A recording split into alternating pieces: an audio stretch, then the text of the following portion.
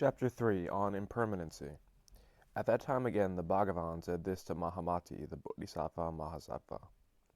I will tell you, Mahamati, about the various forms of the will body. Listen well and reflect well within yourself. I will tell you. Mahamati, the Bodhisattva Mahasattva, said, I will, Bhagavan, and gave ear to the Bhagavan. The Bhagavan then said this, There are three kinds of will body, Mahamati.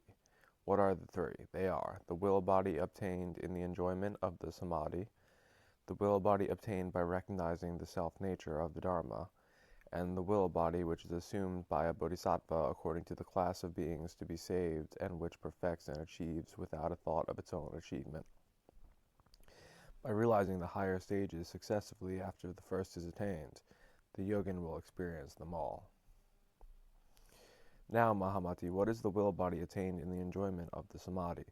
It is this. When the yogin in the third, fourth, fifth stages removes the various discriminations going on in his mind and is at rest, the waves of consciousness are no more stirred in the mind ocean, and the vijnana functions are quieted, the bliss of which is enjoyed by him. When he thus recognizes the non-existence of the external world, which is no more than his own mind, he is said to have the will body. What is the will body obtained by recognizing the self-nature of the Dharma? When the yogin of the 8th stage has a thoroughgoing penetration into the nature of things which is like Maya and not image-producing, he experiences a revulsion at the seat of consciousness and obtains the samadhi known as Maya-like and other samadhis. By entering upon the samadhis, he gains a body which exhibits various powers of self-mastery and supernatural activity, which moves according to his wish as quickly as a flower opens up, which resembles Maya, a dream and a reflected image, and which is not a product of the elements, but has something analogous to what is produced of the elements, which is furnished with all the differences appertaining to the world of forms, and yet is able to follow up all the assemblages in the Buddha lands. This is the body which has a thoroughgoing knowledge of the self-nature of the Dharma, and for this reason is called will body. Now, what is the will body which is born in accordance with the class and which perfects and achieves? When the yogin is thoroughly conversant with all the characteristics of self-realization and its bliss which pervades the teachings of the Buddha, he is said to have the body which is will-made, born with the class, perfecting and achieving. Mahamati, you should exert yourself in order to have a thoroughly penetrating knowledge of these marks of the will body. So it is said, My Mahayana is neither a vehicle, nor a sound, nor words. It is neither the truth, nor emancipation, nor the realm of imagelessness. Yet the Mahayana is a vehicle on which the samadhis are carried, leading to various creative activities. The several forms of the will body are adorned with the flowers of the sovereign will. At that time again, Mahamati, the Bodhisattva Mahasattva, said this to the Bhagavan. The 5 immediacies are preached by the Bhagavan. And what are these 5, Bhagavan, which being committed by a son or daughter of a good family cause them to fall into Avici hell? The Bhagavan replied, Then, Mahamati, listen well and reflect, for I will tell you. Mahamati, the Bodhisattva Mahasattva, said, Certainly, Bhagavan, and gave ear to the Bhagavan. The Bhagavan said thus to him, What are the 5 immediacies? They are the murdering of the mother, of the father, of the arhat, the breaking up of the brotherhood, and 5, causing the body of the Tathagata to bleed from malice. Now, what is meant by the mother of all beings? It is desire which is procreative, going together with joy and anger, and upholding all with motherliness. Ignorance representing fatherhood brings about one's rebirth in the 6 villages of the sense world. When there takes place a complete destruction of both roots, fatherhood and motherhood, it is said that mother and father are murdered. When there is a complete extermination of the subordinate group of passions such as anger, etc., which are like an enemy, a venomous rat, the murdering of the arhat is said to take place. What is meant by the breaking up of the brotherhood? When there is a complete fundamental breaking up of the combination of the skandhas, whose characteristic mark is a state of mutual dependence among dissimilarities, it is said that the brotherhood is split up. Mahamati, when the body of the 8 vijnanas, which erroneously recognizes individuality and generality as being outside the mind, which is seen by the ignorant in the form of an external world, is completely extirpated by means of faulty discriminations, that is, by means of the triple emancipation and the non-outflows, and when thus the faulty mentality of the Vijnana Buddha is made to bleed, it is known as an immediacy deed. These, Mahamati, are the 5 inner immediacies, and when they are experienced by a son or daughter of a good family, there is an immediacy deed of realization as regards the Dharma. Further, Mahamati, there are 5 external immediacies which I will point out to you in order that you and other bodhisattvas in the future may thereby be saved from ignorance. What are these 5? They are those immediacies which are described in the canonical texts, and those who commit these crimes can never experience any one of these manifestations except those transformation Buddhas who are sustained by the power of the Tathagatas and have already attained a realization. The Sravakas of transformation, Mahamati, who are sustained by the sustaining power either of the bodhisattvas or Tathagatas, may see somebody else practicing deeds of wickedness, and they will repeatedly make great efforts to turn him away from his wickedness and faulty views, and to make him realize the non-reality of wickedness and faulty views by laying down his burden. This is the way I demonstrate facts of the transformation, the sustaining power, and the realization. Mahamati, there is, however, no realization for those who are sheer offenders of the immediacies, except when they come to the recognition of the truth that an external world is nothing but the mind itself, seeing that body, property, and abiding place are discriminations, and that the notion of an ego and its belongings are to be kept away, or when they are released from the fault of self-discrimination by encountering a good friend at some time or another, or at any time, and being born in some other path of existence. So it is said. Desire is said to be the mother and ignorance the father. The Vijnana which recognizes an objective world is compared to the Buddha. The secondary group of passions is the Arhat, the amassing of the 5 skandhas, the brotherhood. As these are to be destroyed immediately, they are known as immediacy deeds. Again, Mahamati said, "Pray tell me, Bhagavan, what makes the Buddhas and the Bhagavan such as they are, that is, what is the Buddha nature of the Buddhas?" Said the Bhagavan, "When the egolessness of things as well as of persons is understood, when the knowledge of the twofold hindrance is thoroughly taken care of, when the twofold death, Siyuti, is accomplished, and when the twofold group of passions is destroyed, there, Mahamati, is the Buddha nature of the Buddhas and the Bhagavans.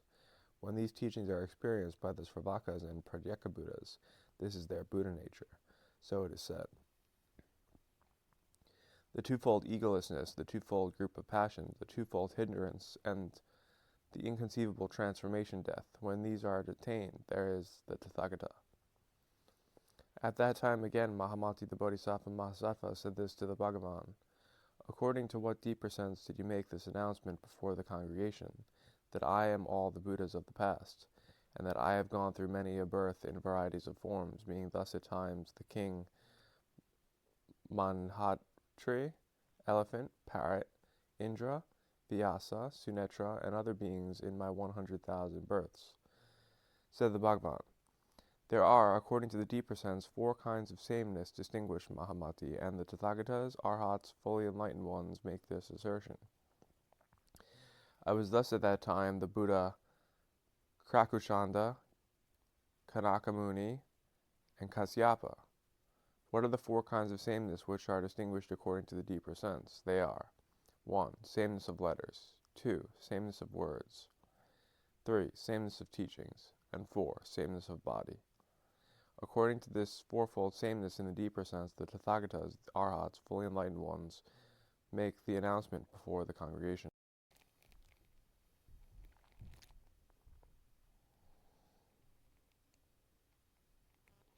Now, Mahamati, what is sameness of letters? It is that my name is spelt Buddha, and these letters are also used for other Buddhas and Bhagavans. Mahamati, these letters in their nature are not to be distinguished from one another. Therefore, Mahamati, there is the sameness of letters. Now, Mahamati, what is the sameness of words with regard to the Tathagatas, Arhats, and fully enlightened ones? It is that 64 sounds of the Brahmin language are distinguished by me, and these identical 64 sounds of the Brahmin language are also uttered by the Tathagatas, Arhats, and fully enlightened ones, and their Kalavinka-like notes are the same with all of us, as we are indistinguishable in this respect. Now, Mahamati, what is the sameness of body? It is that I and other Tathagatas, Arhats, fully enlightened ones, are the same as regards our Dharmakaya, and the 32 signs, and the 80 minor excellences of bodily perfection. No distinction existing among us, except that the Tathagatas manifest varieties of forms according to the different dispositions of beings, who are to be disciplined by varieties of means. Now, Mahamati, what is the sameness of the teaching? It is that I, as well as any other Tathagatas, are all conversant with the teachings belonging to the 37 branches of enlightenment. According to the deeper sense which is concerned with this fourfold sameness, the Tathagatas, Arhats, fully enlightened ones, make their announcement before the congregation. So it is said, I am Kasyapa, Krakuchanda, and Kanaka Muni. This I preach, who come out of the sameness for the sake of the sons of the Buddha.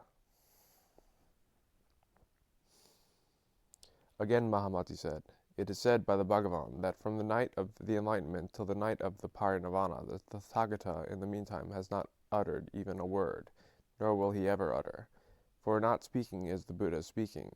According to what deeper sense is it that not speaking is the Buddha speaking? The Bhagavan replied, by reason of two things of the deeper sense, Mahamati, this statement is made. What are the two things? They are the truth of self-realization and an eternally abiding reality. According to these two things of the deeper sense, the statement is made by me. Of what deeper sense is the truth of self-realization? What has been realized by the Tathagatas, that is my own realization, in which there is neither decreasing nor increasing. For the realm of self-realization is free from words and discriminations, having nothing to do with dualistic terminology. What is meant by an eternally abiding reality? The ancient road of reality, Mahamati, has been here all the time, like gold, silver, or pearl preserved in the mine. Mahamati. The Dharmadhatu abides forever, whether the Tathagata appears in the world or not. As the Tathagata eternally abides and does so by reason Dharmata of all things, reality forever abides. Reality keeps its order like the roads in an ancient city. For instance, Mahamati, a man who is walking in a forest and discovering an ancient city with its orderly streets may enter into the city, and having entered into it he may have a rest, conduct himself like a citizen, and enjoy all the pleasures accruing therefrom. What do you think, Mahamati? Did this man make the road along which he enters into the city, and also the various things in the city? Mahamati said, no, Bhagavan. The Bhagavan said, just so, Mahamati, what has been realized by myself and other Tathagatas is this reality, the eternally abiding reality, Sthitita, the self-regulating reality, Niyamata, the suchness of all things, Tathata, the realness of things, Bhutata, the truth in itself, Satyata. For this reason, Mahamati, it is stated by me that from the night of the Tathagata's enlightenment till the night of his entrance into nirvana, he has not in the meantime uttered, nor will ever utter, a single word. So it is said. From the night of enlightenment till that of nirvana, I have not in the meantime made any proclamation whatsoever. It is on this account of the deeper meaning that the eternally abiding reality of self-realization is talked of by me. And between myself and all the other Buddhas, in this respect, there is no distinction whatever. At that time, Mahamati made this request of the Bhagavan, pray tell me, Bhagavan, about the being and non-being of all things, and when myself and other Bodhisattva Mahasattvas are freed from the notions of being and non-being, may we quickly attain supreme enlightenment. The Bhagavan replied, then, Mahamati, listen well and reflect well within yourself, I will tell you. Mahamati, the Bodhisattva Mahasattva, said, certainly, Bhagavan, and gave ear to the Bhagavan. Then the Bhagavan said, people of this world are dependent on two things, Mahamati, that is, they are dependent on the idea of being and on that of non-being, and they fall into views whereby they take pleasure either in nihilism or realism. They imagine emancipation where there is no emancipation. Now, Mahamati, who are the people dependent on the notion of being? It means this, that they regard the world as rising from causation, which is really existent, and that actually existing and becoming world does not take its rise from causation, which is non-existent. This will not be the case if the world is something non-existing. They thus talk of the really existing world as arising from the reality of causation. This is the realistic view of causation as held by some people. Now, Mahamati, what is meant by being dependent upon the idea of non-being? It means, Mahamati, admitting greed, anger, and folly, and yet discriminating as regards the non-reality of what makes up greed, anger, and folly. And, Mahamati, there is one who does not admit the reality of things because of their being devoid of individual marks. And there is another who, seeing that Buddhas, Sravakas, and Pratyeka are free from greed, anger, and folly, because of all things being devoid of individual marks, think that greed, anger, and folly do not exist. Now, Mahamati, who of these is the one doomed to ruin? Said Mahamati, Bhagavan, it is he who, admitting greed, anger, and folly, yet refuses to admit them.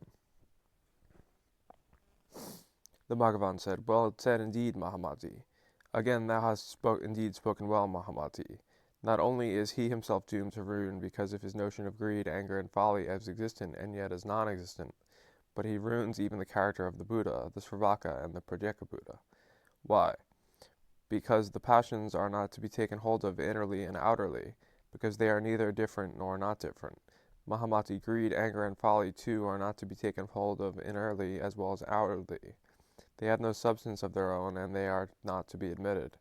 Mahamati, as there is no reality in the nature of greed, anger, and folly, he who fails to understand this is the one who ruins the character of the Buddha, Sravaka, and Pratyeka Buddha.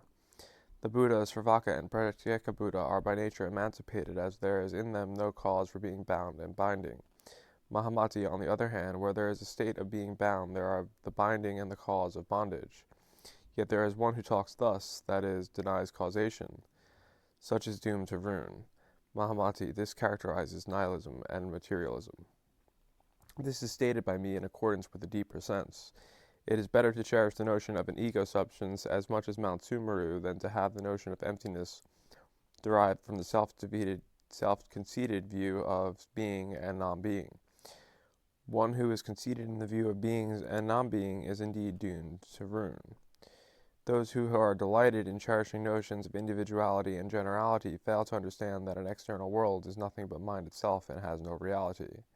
And as they do not understand this, they regard things external as transient, for they suffer every moment changes which follow one after another, now splitting, now dividing, while skandhas, dhatus, and ayatanas, succeeding one another and combining with one another, now come forward and now pass away. They who thus, disregarding words of the scriptures, are given up to wrong discriminations and are also doomed to ruin. So it is said. As far as the duality of being and non-being extends, there is realm of intellection. When this realm vanishes, intellection completely ceases. When the external world is not grasped as real, there is neither causation nor reality. There is the essence of suchness, tathata, which is the spiritual realm of the wise.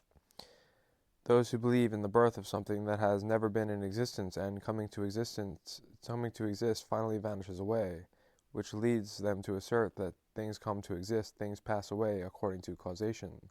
Such people have no foothold in my teaching.